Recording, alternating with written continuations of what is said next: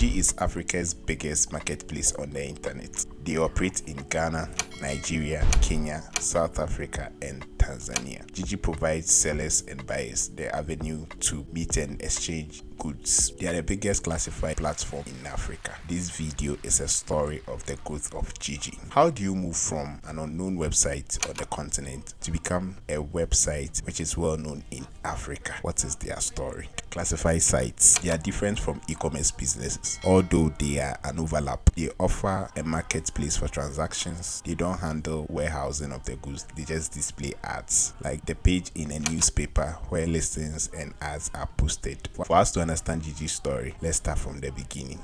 JIJI was founded by Anton Wolyansky and Mykola Zorin in 2014. Anton is still the CEO. JIJI was actually built in Ukraine in a tech incubator called Genesis Technology, a Nigerian-based Ukrainian startup. JIJI was created in Nigeria, but it was based in Ukraine. This is a practice normally done by some of these startups in Africa. The whole thing is being done in Europe or America, and then the targeted country is in Africa. How JIJI was starting in 2014, OLX, which was later acquired by JIJI, was at its peak in Nigeria, Ghana, South Africa, and Kenya. OLX grew with aggressive ads and a clean and decluttered interface. They had a very beautiful homepage. It was able to capture a larger share in the e-commerce market in Africa. It was competing with Jumia, JIJI, and Tona. OLX was built to be the Craigslist for the rest of the world, and it indeed became the Craigslist for the rest of the world. Let's get back to the JIJI story. JIJI. How did JIJI accelerate its growth in Africa? Nobody knew about them, but all of a sudden now they are the biggest classified websites. They use the strategic big companies like YouTube, Facebook, and Google. Google acquired YouTube, and Facebook bought a competitor, the Instagram,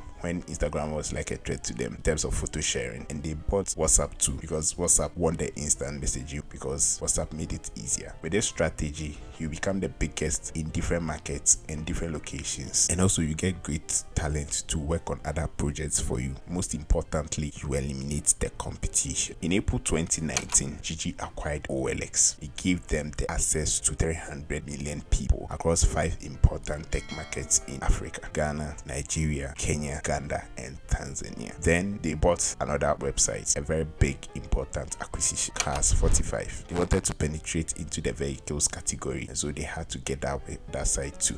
It was acquired in June 2021. Tonaton was their direct competitor in Ghana. Tonaton became the synonymous word for classifieds in Ghana. JIJI bought Tonaton in February 2022, which made them officially the biggest marketplace in Africa in terms of classifieds. How big is JIJI? Now, how big is JIJI? 1. They access 300 million people across 5 markets in Africa: Ghana, Nigeria, Kenya, Uganda, and Tanzania. 2. JIJI is the highest rated app in Nigeria and Ghana in terms of e-commerce, with more than 6 million unique active users and 50,000 professional sellers listing more than 1 million items in a rapidly growing market of 200 million people. 3. They have about 22,000 new installs every single day. 4. They have acquired OLX Africa, Cars 45, and now they own the biggest online market in Ghana, Tonaton. Now let's talk about revenue. JIJI has an estimated revenue of 15 million a year according to Afrobility, which is quite a big money for a classified website. JIJI's incredible growth is a story that should inspire every young entrepreneur working in the African market. What else do you think contributed to JIJI's success? Was it the money? Was it the insights? Was it the ability to negotiate and buy other startups? Let's talk about it in the comment section. Thank you for watching.